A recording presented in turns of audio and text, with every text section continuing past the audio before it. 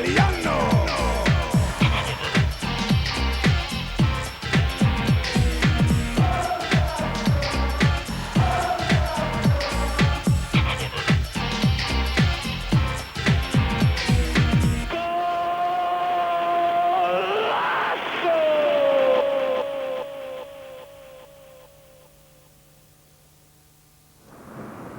Ciao Roberto!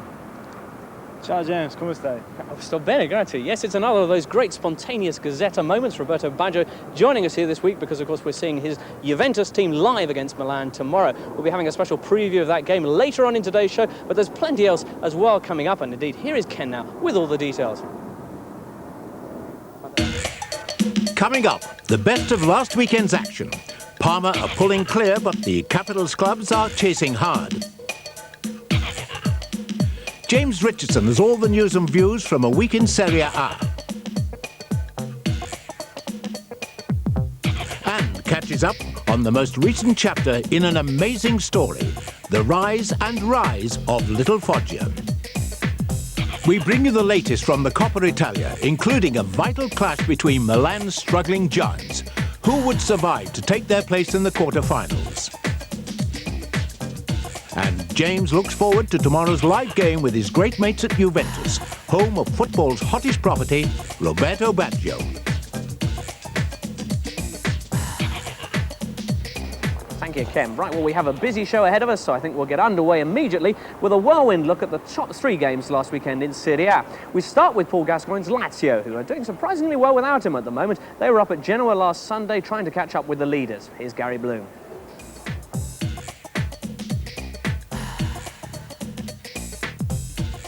Lazio played in Genoa, who are on a run of 3 straight wins in all competitions, and also had Tacconi in fine form. Their penalty appeals were turned down here after Scoravi went down. Beppe Signori missed Lazio's 5-1 win against Napoli. He was back in the team.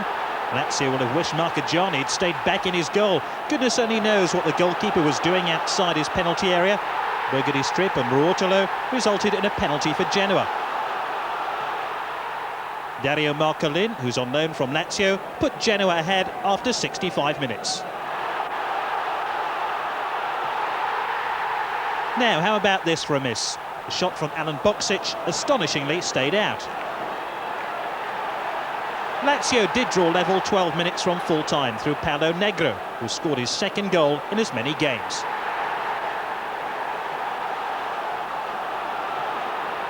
The team from the capital then won the game with an unlikely goal from Signori. Unlikely because he scored it with his right foot. It was goal number 6 of the season for the striker.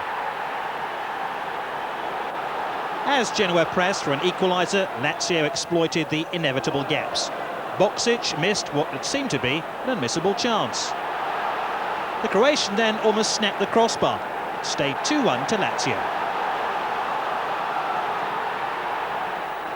So more last-minute madness there from Lazio, and indeed what the Corriere dello Sport called Lazio, a finale of Signori. Interesting to see underneath as well, the coach Zeman proclaiming, I believe in the Scudetto. Yes, he's been to the mountaintop. Signori, bizarre scenes for him after his goal, the normally mild-mannered Beppe transforming himself into a screaming beastie. Imagine, if you will, what Maradona would have looked like if during his famous World Cup yell he'd stubbed his toe, and you'll have much the same expression that Beppe wore on Sunday afternoon. As indeed the Gazzetta indeed said on Monday, Signori, look at yourself, you were scary. Anyway, it works for him. Lazio now up with the leaders, although not quite catching Parma, who were, of course, derbying with nearby Reggiana last Sunday.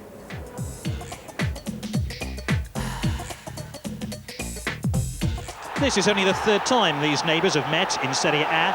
Parma went into this game hoping to take over the leadership of the table. But Reggiana took the lead courtesy of some inept defending.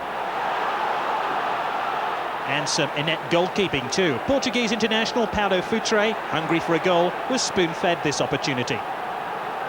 Enter Marco Branca, who heads Parma's goal-scoring list. Ever seen a linesman head a ball? Well, you have now. We've seen Dino Baggio head important goals. Here's another, 1-1.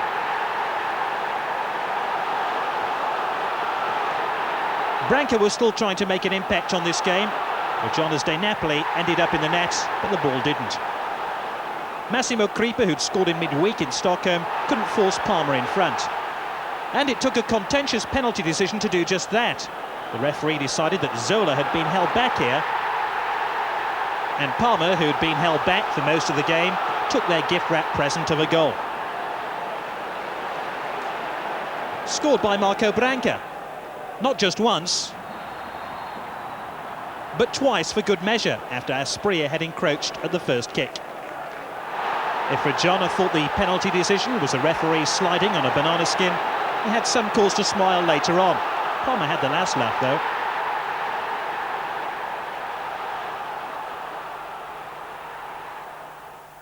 Well, the Gazzetta dello Sport certainly enjoyed that game. They called it an unforgettable derby in Monday's edition, underneath adding it was a double overtake by Parma of both Reggiana and Roma. Yes, Parma back into first place in Serie A while we waited for the Sunday evening game between Roma and Cagliari. What could the Giallorossi do about the situation? Well, here's Peter Brackley.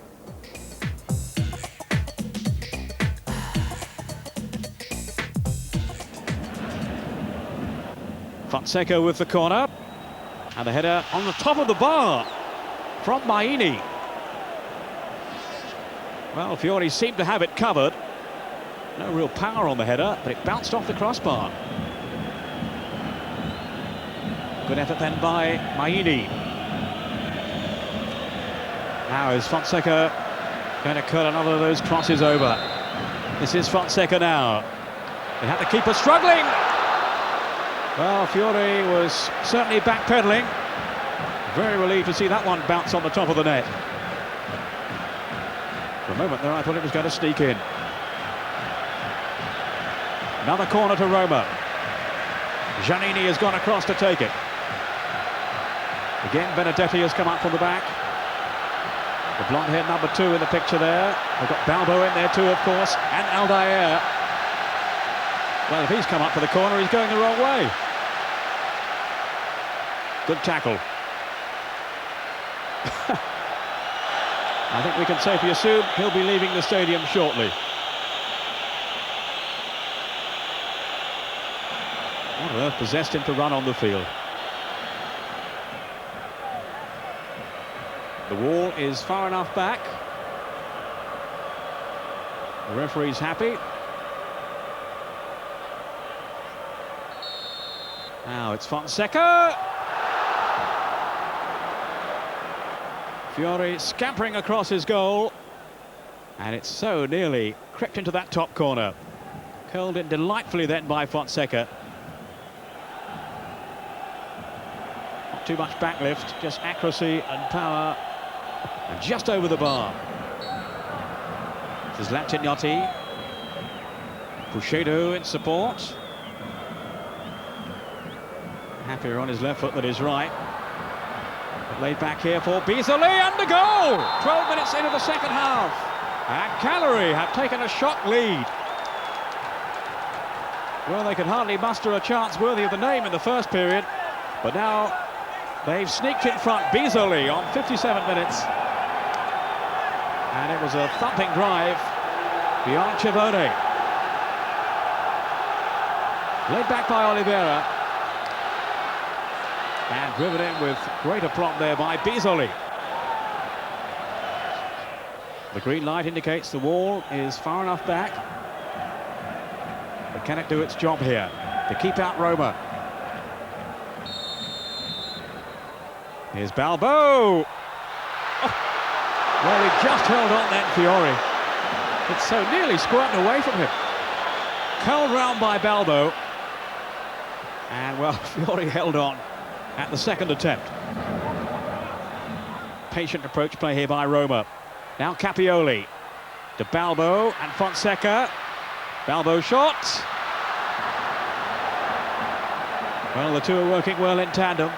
Fonseca, an almost telepathic understanding there with Balbo behind him.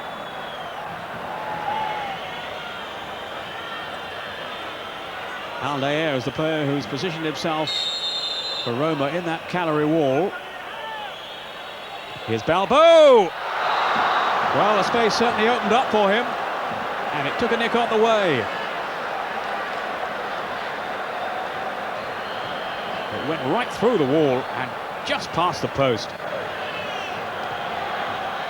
Dani Valdez, who had few opportunities to add to his 2 goals this season. On comes Beretta. And forward come Roma. Fonseca now. Off the ball. And it's there for Balbo. Roma have equalised in the dying seconds of the game. Fabulous technique here from Fonseca. Fiore beaten by the sheer pace of the shot. And in off Balbo. One or two of the Cagliari defenders felt it hit the arm of Balbo. We'll maybe see that better from here. Venomous strike by Fonseca.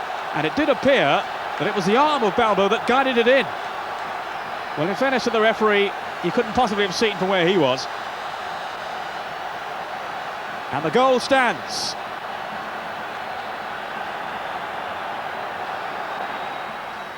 So Roma proving there that there is life after 90 minutes, and the Messaggero's headline on Monday, Roma, what a heart-stopper. Similar theme in the Gazzetta dello Sport on Monday, Balbo at the dying breath. Roma reach Cagliari, they say, at the 93rd minute, then the punches fly between the directors. Cagliari rather upset at the extremely large amount of time added on at the end of that game. Scuffles broke out afterwards in the director's box and down on the sidelines, and there was even a minor punch-up between players down in the tunnel. Roma captain Giuseppe Giannini picking up a 3-match ban for slapping the Cagliari keeper Fiore. A bitch. Anyway, there you have them, the top 3 teams in Serie A right now, Parma, Roma and Lazio, and indeed Juventus are up tied with Lazio on points, but behind on goal difference after a great return to form by Juve on Sunday against Cremonese. Both Vialli and Baggio scoring in that game, Vialli with an amazing goal which hogged nearly all of Monday morning's covers. You can see that, of course, as we round up the rest of the Serie A action later on in today's programme. Right now, though, we turn our thoughts to the big story this week in Italy, and it's all about Dennis Bergkamp, Inter's £12 million Dutch disappointment. After a lacklustre first season in Italy, things aren't going any better this time round either for Dennis. 1 goal so far, and after he pulled out of the last 2 Inter games with mysterious ailments, it looks like the club's patience has finally run out. Indeed, Bergkamp, you're finished, as the Corriere dello Sport rather delicately put it, on Wednesday. Yes, it seems Inter's costly clog wearer is now definitely up for sale. There's no shortage of buyers, but the first lot to descend on Milan was Bayern Munich. They turned up at the headquarters of Inter on Monday for what the Gazzetta called 6 hours of siege. However, since they're only offering 5 million and Inter want at least 8, the answer was a firm no. Well, they're expected to be back next week with more money, but in the meantime, Inter have confirmed that they've received 2 other offers. Firstly, from Manchester United, and secondly, from Barcelona. Certainly it's the latter team that Bergkamp himself would like to move to rejoin, of course, his old maestro, Johan Cruyff. Talk this week indeed is of Cruyff putting together a new Barcelona bid, which would involve them taking Bergkamp in exchange for none other than the Brazilian Romario. Well, while we wait for that mouth-watering prospect to materialise, another transfer story has concluded this week here in Serie A. It's that of Jorge Cadet, the 26-year-old Portuguese striker of Sporting Lisbon. You'll recall that 2 weeks ago we revealed Cadet, a former leading scorer in Portugal, was on his way to Reggiana. In actual fact, he's joined Brescia, but that minor detail aside, the deal is the same, $100,000 for a year's loan. Good, well, talking of money, let's move on now to the week's big controversy, a financial scandal this involving none other than Arrigo Sacchi, the beleaguered head coach of the Italian national team. This week, some mole in the Italian Football Federation sent the papers details of Sacchi's contract with them, and it turns out to be astounding news. Here's the Corriere on Tuesday, a fairy tale salary, they say. Sacchi's of gold, the coach receiving something like 12 billion lira over a 4-year period. That's £1.2 million a year, or as the Corriere's man with a Casio points out, £3,000 per day. It's more than double what his predecessor used to earn, and according to the Corriere dello Sport, in these days of crisis, it's a salary of scandal. The other paper's not quite so sure. Corriere della Sera, for example, saying Sacchi, the 11 billion that divides Italy, quoting a slightly smaller figure there, I noticed, and saying that Sacchi could, of course, have earned the same amount of money, if not more, working elsewhere with Juventus, for example, or if nothing else, with Ronnie Biggs. Anyway, Sacchi is, of course, a man with a salary in a league of its own. The only close equivalent here in Italy is that of Fabio Capello, who gets $1 million a year basic from Milan. In terms of national team coaches, nobody even comes close, the Corriere dello Sport reveals with a little chart here, and they put our own Terry Venables way down the list, in fact, with a measly $120,000 per year, although there is a little asterisk next to it for extras. I wonder what that could mean. Anyway, money, a fascinating topic, but I think we'll move swiftly along now to our last story of the week, and it's bad news for Sampdoria as they lose their rising star, Riccardo Maspero, after he wrote off his Porsche in a car crash. Maspero, you recall, scored twice from the spot in our live game 2 weeks ago, but good as he is on penalties, he certainly can't take corners, as the old joke has it. Spinning off a bend in the motorway to Genoa on Tuesday morning, he's now in hospital, poor lad, with a punctured lung. Apparently he'll also receive a hefty fine from Sampdoria, who are extremely curious to know what he was doing on the roads, returning from a club at 2:30 in the morning. Now the weird thing is we've had 4 major crashes involving Serie A players in the last couple of years. 3 of them have involved Porsches, and all 4 of them have taken place on the roads to Genoa, a kind of Genoa triangle, really. I'd like to see Barry Manilow write a song about that one. Anyway, on that note, I think we'll come to the end of our look through the week's newspapers. Coming up in a minute or two, we'll have Serie A action, we'll have some extraordinary results from midweek and the Coppa Italia, and we'll have a look at Foggia, who once again are the shock team of the season. All of that in a minute or two, so see you then.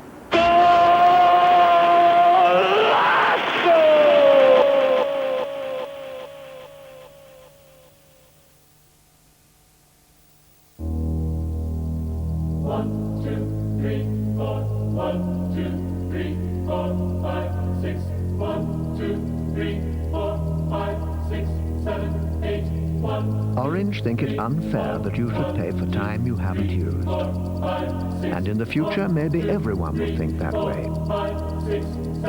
Until then, Orange is the only mobile network to charge you 1 second at a time. Instead of rounding up to the next minute or half minute. The future's bright. The future's Orange.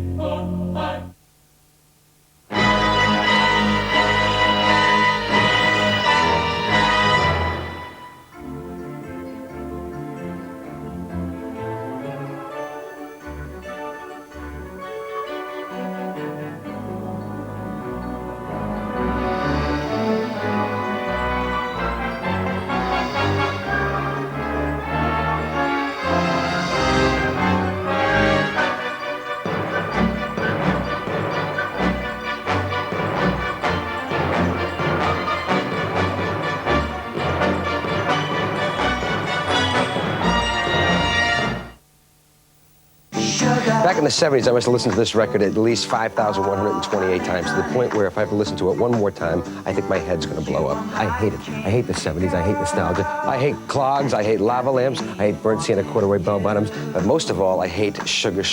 This, I don't hate. Holston pills, because it's brewed twice so that all the sugar turns to alcohol. It's no sugar, no honey, and totally candy girl free.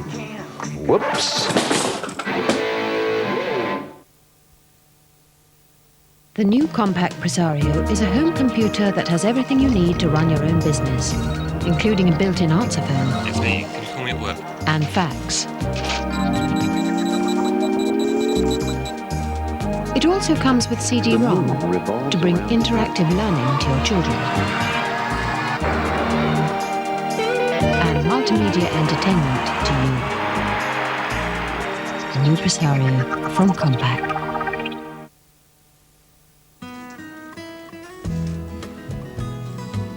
Are you busy, Henry? Oh, no. Here, run Sarah home for me, will you? Think you have the time to spend an evening with me? And if we go someplace to dance, I know that there's a chance you won't be leaving with me. And afterwards we drop into a quiet little place and have a drink or two. What kept you? And then I go and spoil it all by saying... The Citroën Xantia. Discover what Citroën can do for you.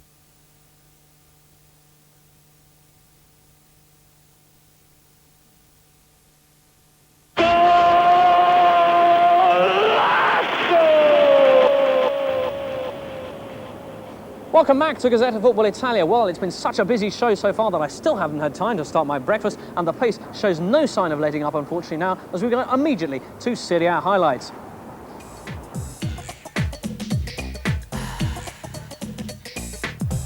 Napoli in blue were hoping for a change of fortune after a change of coach.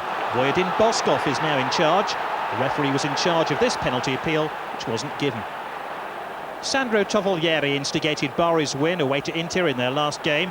Came mighty close to opening the scoring at the San Paolo Stadium too.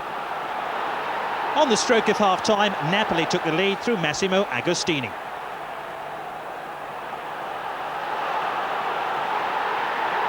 And Carboni, who's had a terrific opening to his career in Naples, almost made it too. Napoli were wasteful in front of goal. This is quite some miss from the Frenchman Alain Bogossian. Agostini showed his teammates how to do it, to bring a smile to Napoli's fans, who've been pretty miserable of late.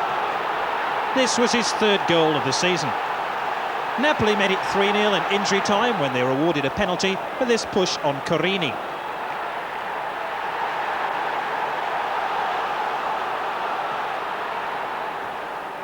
Carboni gave the scoreline an emphatic margin. It's Napoli's first win since the opening day of the season.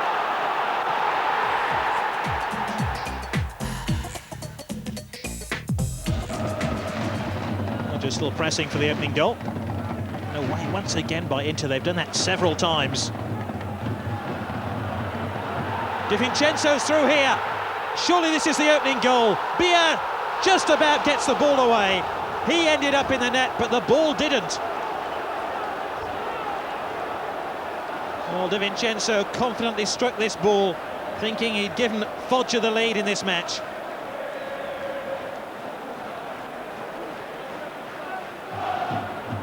Di Vincenzo.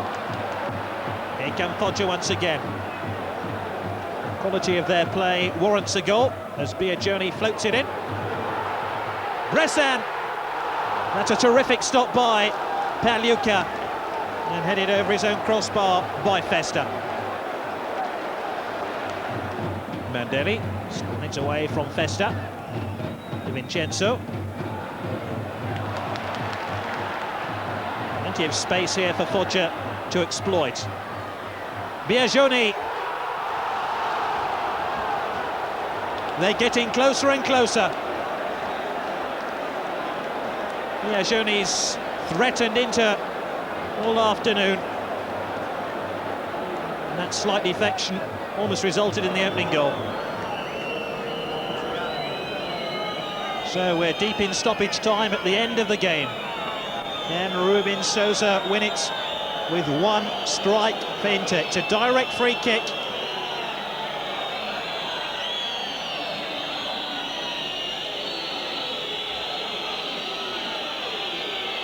He's chipped it in, just the wrong side of the upright, and that surely is Inter's last chance to secure all 3 points. Drifted the ball over the defensive wall, but not past Mancini.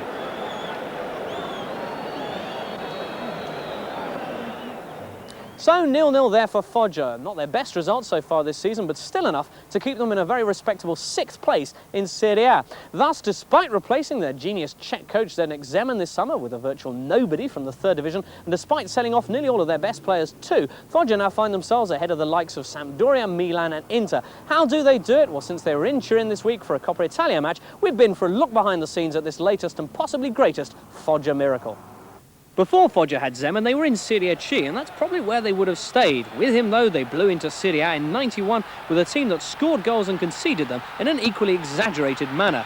Year after year, alchemist Zeman uncovered stars like Signori, Baiano and Rambaldi, and year after year, his bargain basement club probably sold them again. But it made no odds. Zeman's replacements always defied the predictions to stay in Serie A and continue handing out humiliating defeats to Italy's big clubs.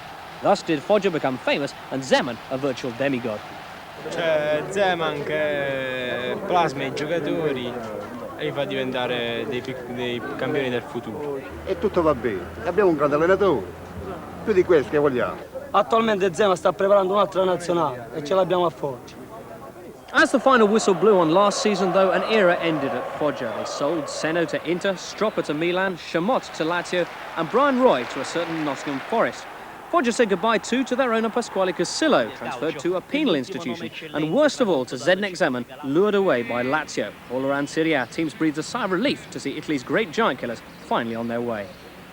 But just when they thought it was safe to go down to Foggia, the nightmare continues. Inter held scoreless there this weekend, the mighty Juve losing their 2-0 a couple of weeks back, and there's more of that in store for the big boys of Serie A. In the meantime, Foggia are off to one of their best starts ever, and until last Sunday, were even managing to keep up with their ex-maestro Zeman and his new multi-million-pound club Lazio. Noi abbiamo dimostrato fino all'altra domenica e così cerchiamo di fare sempre bene e dimostrare che anche senza Zeman riusciamo a fare qualcosa di buono. Sono molto simili Catuzzi e Zeman? No, sono molto diversi. In che senso? sia sul lato umano che su quello professionale, sono totalmente diversi. Eccoci qua col Foggia sesto in classifica, siete sorpresi? Ma probabilmente sì, soprattutto perché è stato inaugurato il dopo Zeman e quindi almeno in partenza così pensavamo di incontrare qualche difficoltà in più. Così non è stato perché bisogna riconoscere grandi meriti al nuovo tecnico Catuzzi.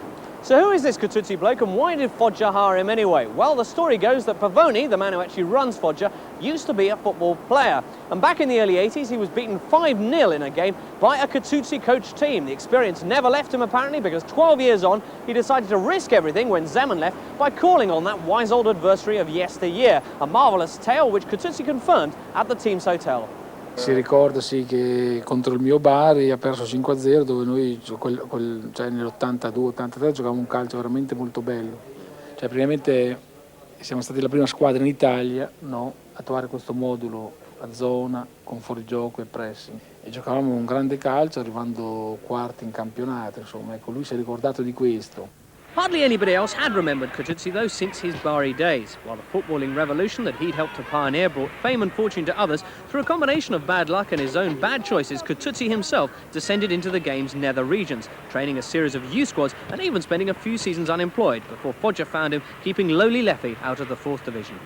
Molto prima di Maifredi Sacchi facevo queste cose. A lei che pensava quando c'era questa grande rivoluzione? Era un momento triste per me, però non mi sono mai scoraggiato, ho sempre pensato e sperato di potermi riprendere. Posso allenare questi livelli. Ma quando Pavone l'ha telefonato, sì, cos'era? Una sorpresa? È stato un momento molto bello, importante, difficile potermi spiegare perché una concomitanza di sensazioni tutte molto belle. Però chiaro non me l'aspettavo, una chiamata a questi livelli. Però penso con quel comportamento della mia squadra in questo periodo di meritarmela. Ecco. Sto lavorando per questo, per dar ragione a Pavone anche. Catuzzi is Serie A's lowest paid coach, costing Foggia almost £500,000 less than Zeman. The differences don't end there. Catuzzi is something of a garrulous type, whilst with Zeman you could ask him a question, go and defrost a turkey, and still have time to catch his 3-word answer. Catuzzi's softer on the team too, allowing them decent meals and, gasp, wine at table, and bringing the infamous Foggia training sessions back within Red Cross limits. Tactically, his Foggia are more cautious in defence, but wisely otherwise, he's kept the old style, the trademark velocity and reckless aggression, which made Zeman famous, and so far is doing the same for his humble replacement. So, the moral of the story? Morale che si può far bene anche vendendo i migliori giocatori e andando a scegliere un tecnico in categoria inferiore. Insomma, voglio dire che evidentemente non è un caso, insomma, che a Foggia ci siano queste possibilità sia per i tecnici che per i calciatori. Evidentemente la società ha dato un buon indirizzo a tutto questo. So, Foggia proving there is life after Zeman and flying in the face too of the accepted Serie A wisdom that for success you need lots of famous faces and lorry loads of lira. Well done to them. Their next stop was of course on Wednesday night in the Coppa Italia here at the Stadio delle Alpi against Torino. Let's see how they got on in that now and indeed how all the Coppa Italia matches went with Ken. 3-0 down from the first leg, Torino came mighty close to overturning their deficit at the Delle Alpi Stadium. Rizzitelli came close to giving Torino the lead, before a free kick from Cienza was diverted into Foggia's net by Caricola 19 minutes in. Rizzitelli might have extended Torino's advantage moments later. Indeed, Rizzitelli was at the heart of most of Torino's attacking play. Here he set up Andrea Silenzi for his team's second goal. The club captain's first of the season was long overdue.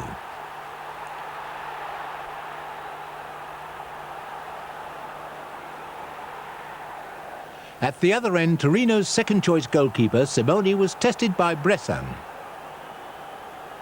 Early in the second half, Torino wasted a glorious chance to level the tie. Andrea Silenzi knew he should have done better there. Silenzi's miss virtually killed off any remaining hope of Torino going through.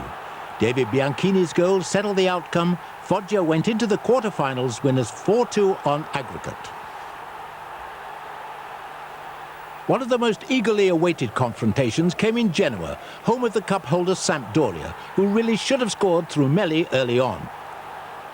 David Platt almost brought Sampdoria back into this tie. Eriksson's side lost the first leg by 2-1. Just one strike would have seen them through, but it was Fiorentina who threatened to increase their aggregate lead at the end of the first half. Eriksson will have been left wondering how Melli failed to open the scoring after the interval. Di Mauro came to Fiorentina's rescue. Then out of nothing, Gabriel Batistuta put the away side ahead with his 10th goal of the season, his second in the Italian Cup. If Sampdoria were looking for a scapegoat in this game, then Melli would be the obvious target. As Sampdoria looked for a way back into this tie, Batistuta almost took advantage of the increasing space in their defence. Italian soccer pundits predicted the game would produce a host of chances. Toldo kept out Lombardo. With 12 minutes left, Marcio Santos brought down Mancini, and Sampdoria had a penalty. This time, Melli was on target, although it wasn't enough. Melli's earlier misses meant the holders were out. These two teams produced 5 goals in Rome a fortnight ago. There were 5 more in this game. Torini scored the first for Piacenza after just 10 minutes to make the aggregate score 3-all. Aaron Vinter's deflection from a shot by Papayas put the second division leaders 2 up on the night. But just as they did in the first leg, Lazio fought back. Initially, Piacenza held out. Di Matteo was denied by Taibi. Then Taibi kept out Piacenza old boy Beppe Signori. Lazio brought on an extra striker in Casaraghi to add some height and weight to their attack, but it was their defender Cravero who pulled a goal back. Lazio drew level in this game an hour in through another defender. Paolo Negro claimed his 3rd goal in as many weeks. Victory for Lazio was secured after 73 minutes. Signori took advantage of Piovani's charity to make it 3-2. Piovani aimed to atone for his error late on. Lazio went through 6-4 on aggregate. Following Napoli's 3-0 win 2 weeks ago, their passage through to the quarter-finals was never really in any doubt. There was some doubt, though, about the tackling in this game. Cremonese have had problems scoring goals of late. Sclosa's tame effort was palmed to safety. Napoli's reply was a fierce volley from Massimo Agostini. Then it was Tentoni's turn to miss the target, if only just. Napoli might have jeopardized their qualification to the quarter-finals. 3 minutes into the second half, Luca Luzzardi was sent off. New coach Boskov demanded extra effort from his players, and a delightful effort from Agostini resulted in a goal. Napoli were comfortably through, though. The most impressive result in the third round belonged to Roma. Francesco Totti's impressive goal midway through the first half began Roma's fight back from their 2-0 defeat in the first leg. In their efforts to reach the quarter-finals, Roma created chance after chance. Daniel Fonseca was twice denied by Michello. Not even Roma's top scorer, Abel Balbo, could find a way past the young goalkeeper, who was alert to everything thrown at him. As was Cervoni at the other end. Eventually, Roma found a second goal to level the tie. Nobody deserved it more than Fonseca. With 5 minutes left, the talented Uruguayan international sealed a deserved victory with his second goal of the game, Roma's 3rd. Roma through 3-2 on aggregate.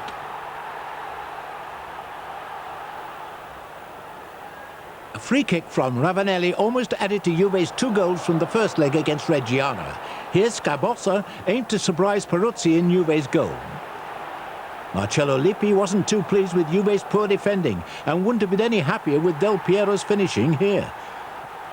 Again, Reggiana were presented with a chance to get back into this tie. Again, it was wasted. Reggiana could then thank Sardini for an excellent double save. A young man on loan from Milan, Francesco Cozza, saw his header loop onto the crossbar. The first half was characterized by near misses. De Agostini saved on the line from Del Piero. Eventually, this match did produce a goal, and it was scored by Gianluca Vialli midway through the second half. That's 2 in 2 games for the former Italian international. Lying bottom of Serie A and on their way out of the Cup too, Reggiana needed to heal their wounded pride. Scarbossa helped them on their way. It wasn't finished just yet. Reggiana managed to score a late winner. Accardi had the shot, or was it a cross? It mattered little as Juve march on. As if Milan haven't had enough injury problems this season, they faced Inter without Ruud Gullit. Goals have been hard to come by for them. Both Bowman and Sordo will have been disappointed not to have scored there. Fabio Capello brought on Donadoni for Albertini after half-time. 54 seconds after the restart, and it was Donadoni who put Milan ahead. The tie was now level at 2-2. Moments later, Milan very nearly made it 2-0 on the night. An upright kept out Marco Simoni. After 65 minutes, and perhaps against the run of play, Inter went ahead on aggregate when Ruben Sosa converted Del Vecchio's pass. A quarter of an hour later, Milan were reeling again. Again, Ruben Sosa was involved, but this time he laid on this goal scored by Orlandini, who'd also netted in the first leg. Earlier in the day, Milan lost their appeal against the deduction of 2 points in the Champions League, a punishment imposed by UEFA for scenes like this. It would appear Milan's fans haven't learnt their lesson. Pagliuca wasn't unnerved by these disgraceful assaults, and it was going to take more than this feeble effort from Boban to beat him. And while Inter kept their heads, Milan lost theirs. Their captain for the evening, Mauro Tassotti, was red-carded for dissent.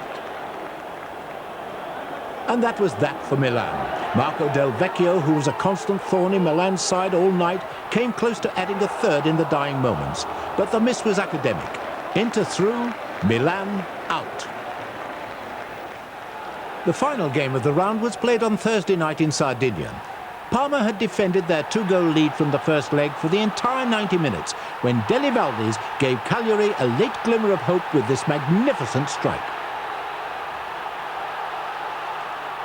But moments later, those hopes were crushed by Parma's Argentinian international Nestor Sensini with considerable assistance from the hapless Valerio Fiori. Parma were into the last 8. So the quarter-final lineup is as follows, and a European place at stake for the 8 survivors. We'll bring you the best of the action from the first leg of those ties at the end of next month. And that's it for part 2. Coming up after the break, more goal action from last weekend and a peek behind the scenes at Juventus, where James caught up with the legendary Roberto Baggio as he prepared for their biggest game of the season so far.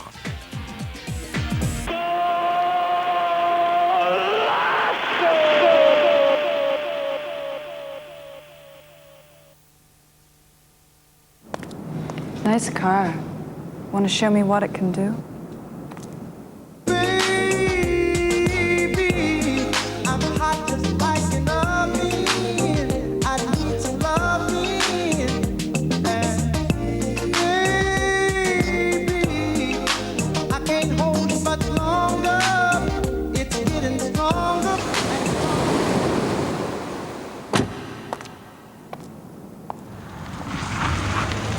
Hi, girls. Where's your mother? Right here. Nice car.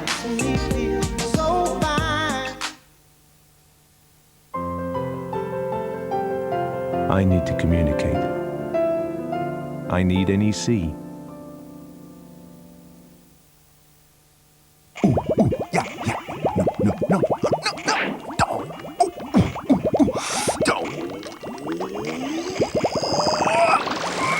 This Tetris 2 is giving me a headache.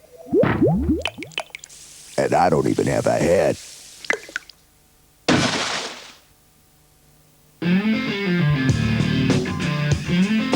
If you know where I'm at, I will get a kick from now. Man, I'll blow you away. I'll blow you away. The Sony Mini Disc can do everything ordinary tape can do. Except on mini disc, you can record digitally. Okay. It has random access. It's capable of taking the odd little knock. And it's as portable as you are. The Sony Mini Disc, the future of tape. There's never been a card quite like the Shell Smart Card. It lets you pick up gifts from Shell service stations and save for items from our catalogue, including tapes and CDs. You can also donate money to charities, get UCI cinema tickets, or even collect air miles. Ask at your local Shell service station. Get smart, get the card. Oh, won't you stay just a little bit longer? Oh, won't you stay? Now there's a cream that helps you stay in the sun just a little bit longer. Ah, heck. You could stay here as long as you like, Chuck. Hey, Vera. You fancy a top-up, love? Eh? Ooh, not half. And give us another rub down with that chip fat. Boddington's, the cream of Manchester.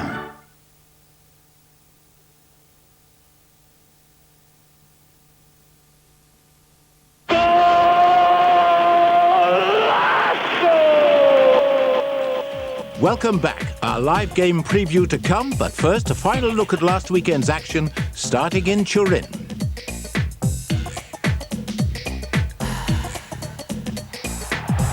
That tall beanpole of a player, Andrea Silenzi, was soon in evidence in this home game against Brescia. He was soon followed by Rizzitelli. Brescia had never previously defeated Torino away from home in Serie A. They were to be disappointed again in this game. Torino took the lead just short of the hour mark. Ebedi Pele claimed his first Serie A goal. Silenzi should have claimed Torino's second of the match after being put through by Sinigalia. To win a game, you need the occasional slice of luck, and Torino certainly had that. Lerdo was denied a goal here. Brescia's cause wasn't helped by the sending off of Borgonovo for picking up his second yellow card. Silenzi was having trouble picking up Torino's second of the match.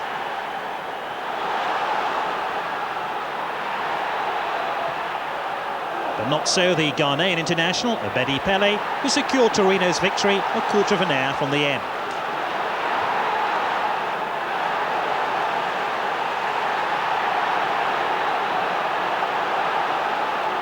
Rizzitelli deserved a goal, but maybe 3-0 would have been a bit harsh on Brescia.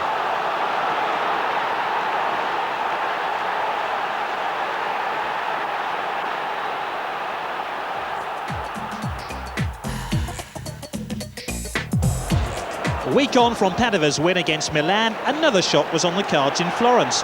Giuseppe Galdarese had already embarrassed Fiorentina's defence before he set up Padova's opener after 27 minutes.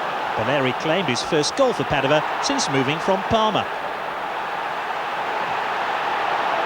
Any hopes of Padova winning the Scudetto were laid to rest following Fiorentina's onslaught. Di Mauro equalised before half-time. Then the crossbar denied Carboni a second goal for Fiorentina. That arrived from another breathtaking effort early in the second half by Rui Costa. His joy was understandable. It was his first goal in Italian football. Fiorentina scored goal number 3 moments later through Angelo Carboni.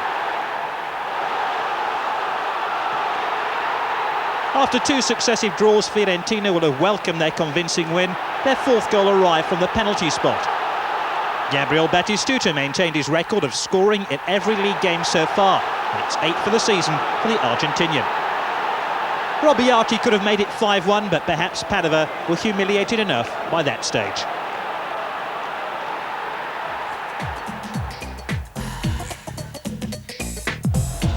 Cremonese have lost every game since beating Milan. They almost lost a goal here. Baggio had the shot.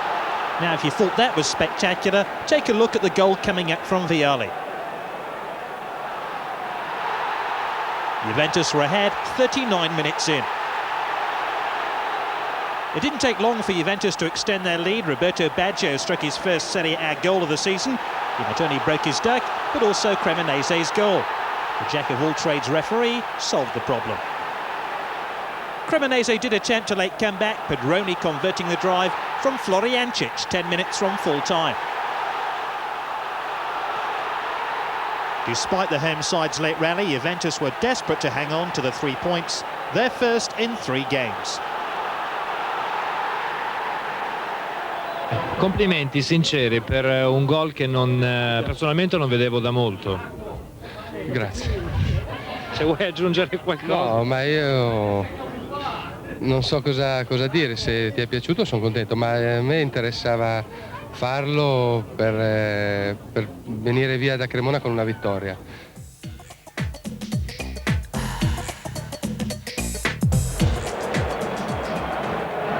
Pizarro, back for Panucci. Came back off the head of Ferry, into the path of Albertini. Now Donadoni. Put it at Massaro, waiting in the middle. Albertini again. Smoothly into the middle, and a header off the post from Massaro. Marvellous header, then angled down. Zengabi saved by the post. Bullet. Superbly weighted cross in from Albertini, and the header looked to be arrowing into the corner from Massaro. Viacabot now on for Mancini, very nearly releasing Lombardo. Good vision shown then by Mancini. Viacabot now, a pile driver of a shot too that had Rossi scrambling across. Now here's Panucci, dangerous ball in, just too long though for Hullet. But at last some decent service from the flank. That was more like it. Panucci taking the throw quickly. Stropper announcing his arrival with a turning cross then. And had Zenga reaching and struggling.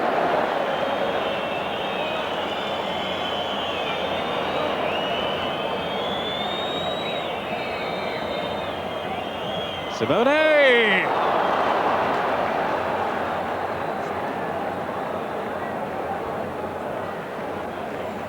Eriksson, una Sampdoria un po' rinunciataria oggi, forse lo 0-0 vi bastava? No, non bastava, volevamo vincere la partita e abbiamo anche fatto bene il primo tempo. Secondo tempo abbiamo accusato un po' di stanchezza, abbiamo sentito giovedì, penso un po'. Però questo gol non arriva. No, non arriva, abbiamo colpito un palo.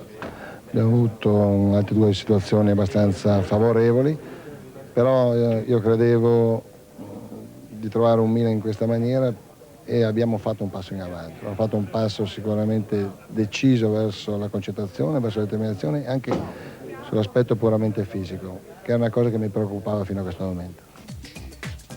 A disappointing game at the San Siro, and Milan's inability to break down a decidedly unadventurous Samp leaves both clubs 5 points adrift of leaders Parma, whose closest rivals are Roma, Lazio and Juventus, who tomorrow afternoon are the next opponents of the stumbling champions Milan. At the bottom, Padova, Brescia and Reggiana are starting to feel the pressure, although Napoli and Inter will be far from happy with their placings. Meanwhile, Fiorentina's Gabriel Batistuta will be more than happy with his performance so far, averaging better than a goal a game and a clear leader of the Serie A scoring charts. But the Roman pair, Beppe Signori and Abel Balbo, are hot on his heels. And this Tuesday, Balbo again plays a starring role in our Mezzanotte programme as Roma face the sternest test of their title-winning credentials so far. It's a real top-of-the-table clash as first plays second in the Ennio Tardini Stadium, with Parma going head-to-head with Roma.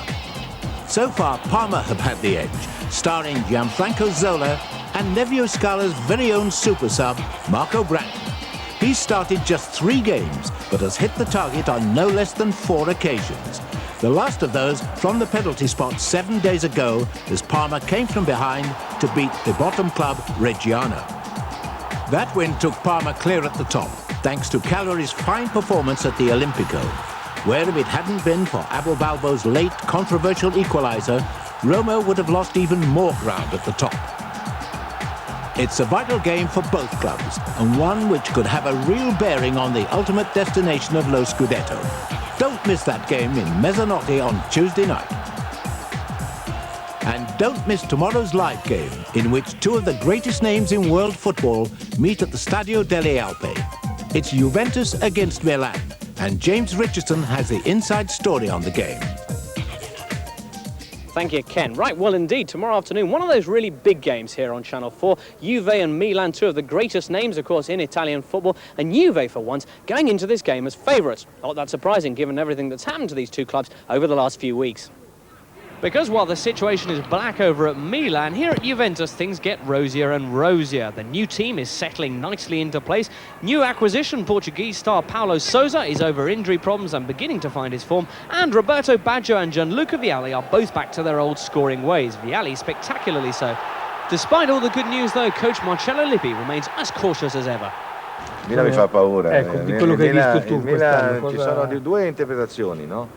Nel giudicare il Milan in questo momento. C'è chi erroneamente può pensare il Milan ha dei problemi, ha perso la Coppa Italia, ha subito una brutta botta psicologica e sarà in condizioni psicologiche negative.